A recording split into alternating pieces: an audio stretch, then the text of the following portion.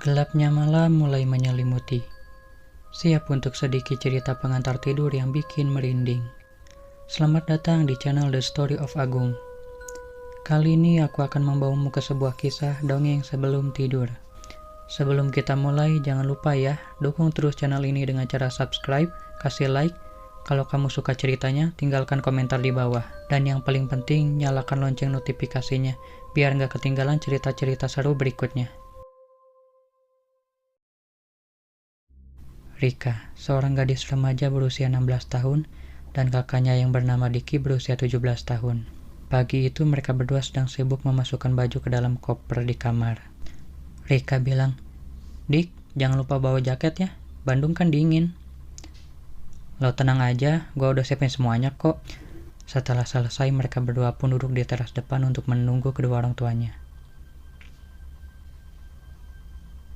Rika teriak ke dalam, "Bu, ayah udah belum sih beres-beresnya? Kok lama banget?"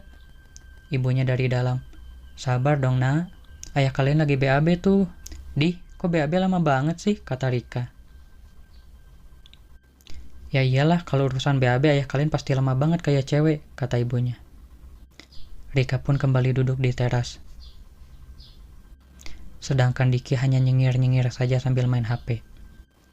"Wah, itu pasti gara-gara ayah makan sambalnya kebanyakan semalam. Makanya sekarang BAB." Tak lama kemudian ayahnya keluar dari pintu. Rika melihat ke arah ayahnya. "Ayah, kok BAB aja lama banget sih? Nanti kita telat loh ke rumah akinya." Ayah bilang, "Ya maaf, kalau ditahan-tahan kan takut BAB di jalan, nanti ribet. Mendingan di rumah diberesin dulu." Ibu pun mengunci pintu rumah. Mereka semua pun masuk ke dalam mobil. Ayah dan ibu di kursi depan, Rika dan Diki di kursi tengah, barang-barang dan koper di kursi belakang. Mesin dinyalakan dan mobil itu pun melaju meninggalkan rumah mereka. Di dalam mobil itu, Rika dan Diki menyibukkan diri dengan menyetel musik di HP mereka masing-masing. Singkatnya, mereka pun sudah sampai di rumah kakek neneknya yang ada di Bandung. Sesampainya di sana, suasana pun langsung hangat.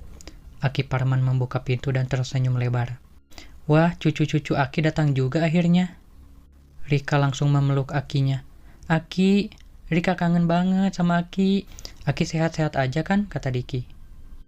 "Alhamdulillah Aki sehat, kalian tambah tinggi aja ya," ucap Aki Parman. Dari belakang neneknya muncul. Rika, Diki, kalian sehat nak?" Rika langsung memeluk neneknya. Nini apa kabar? Nini sehat kan?" "Alhamdulillah Nini sehat nak," kata neneknya. Diki menyalami neneknya. "Ih, Nini makin seger aja nih." Neneknya hanya tersenyum. "Kamu sehat, Dik?" "Alhamdulillah, Nek. Diki sehat." Tak lama dari itu orang tuanya pun menyusul. Bapak ibu sehat?" "Alhamdulillah," kata kakek dan neneknya. "Ih, anak perempuan dan menantu kesayangan ibu akhirnya datang juga," kata neneknya. "Ya maaf bu, baru datang ke sini. Soalnya saya sama suami saya sibuk. Biasalah, urusan kerjaan di kota kan banyak banget bu."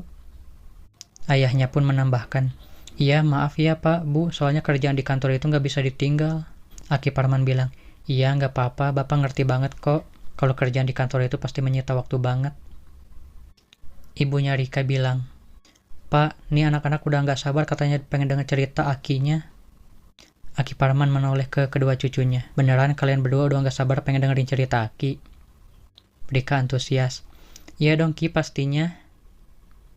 Diki semangat. "Betul banget Ki." Aki Parman bilang, "Ya udah nanti malam aja ya ceritanya. Sekarang kalian semua masuk dulu ke rumah, kita makan bareng-bareng ya." Neneknya bilang, "Iya ayo masuk-masuk. Nenek udah buatin ayam goreng kesukaan Rika sama Diki." Sepanjang hari itu mereka makan bareng, ngobrol di teras, dan main kartu sama Aki Parman. Siang harinya, mereka jalan-jalan ke kebun belakang dan memetik buah mangga. Dan sore harinya, mereka duduk bareng sambil minum teh. Singkatnya, malam hari pun tiba.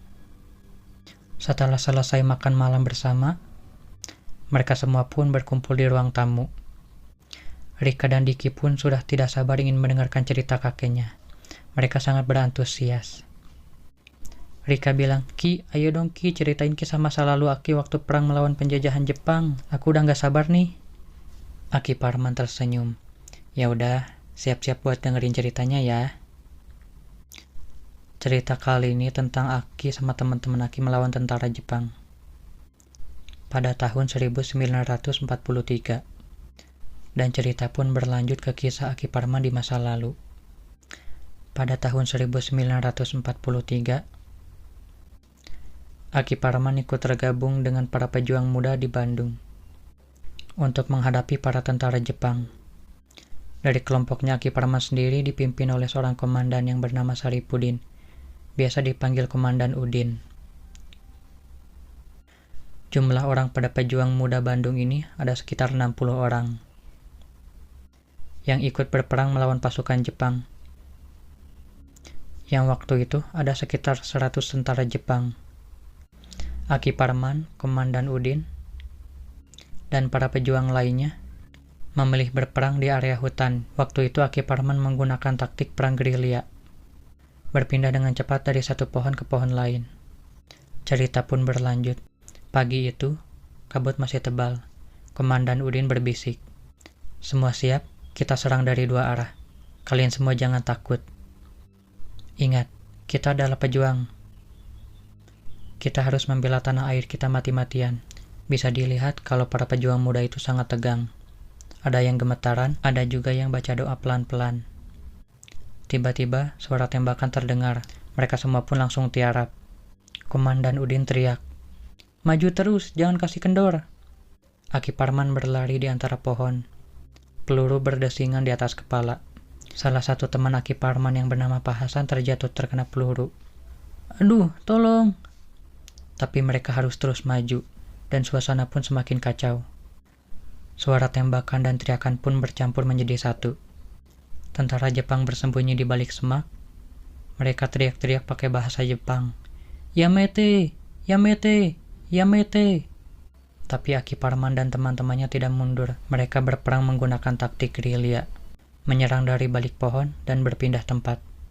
Menjelang sore harinya, tentara Jepang pun mulai mundur.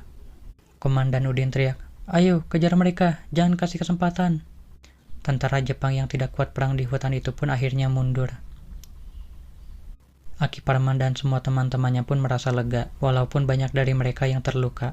Malam harinya, Komandan Udin membagi tugas jaga. Setiap jam, ada yang patroli keliling hutan.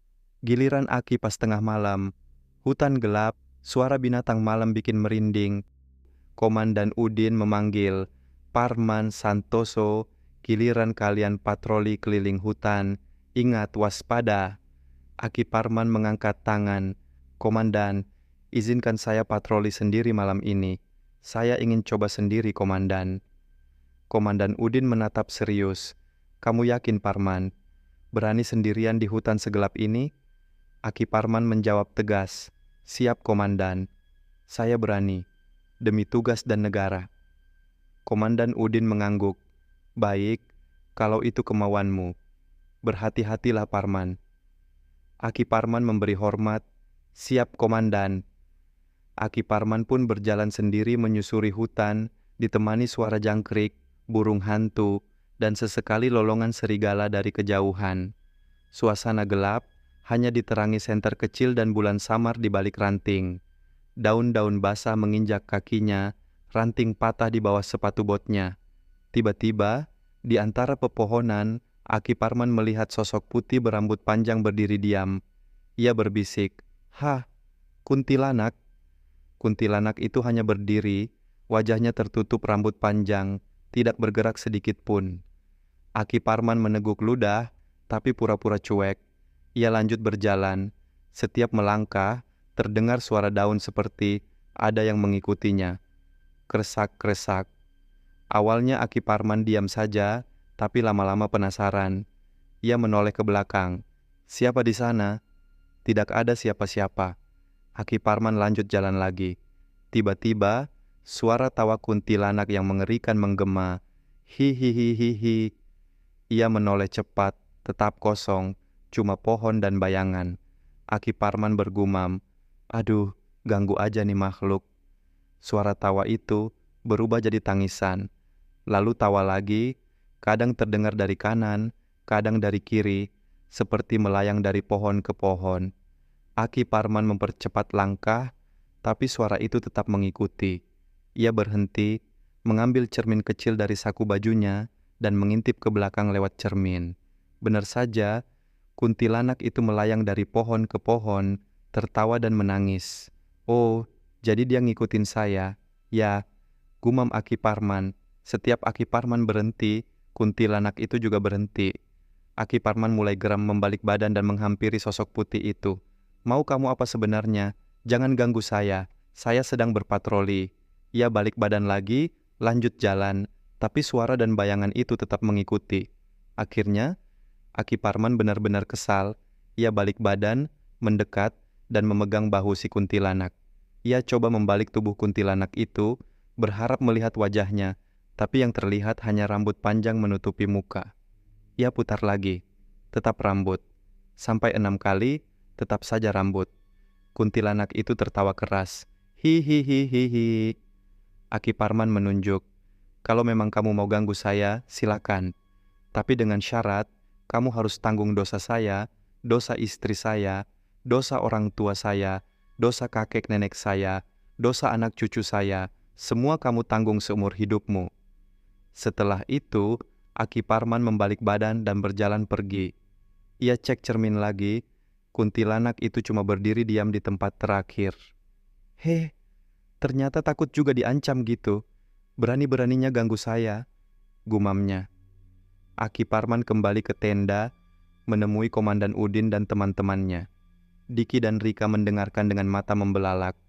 Diki, wah hebat banget kek, berani banget lawan kuntilanak sendirian. Rika, aku sih udah lari duluan kek, gila serem banget. Aki Parman tertawa.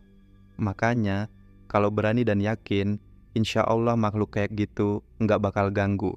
Tapi jangan coba-coba kalau nggak siap mental.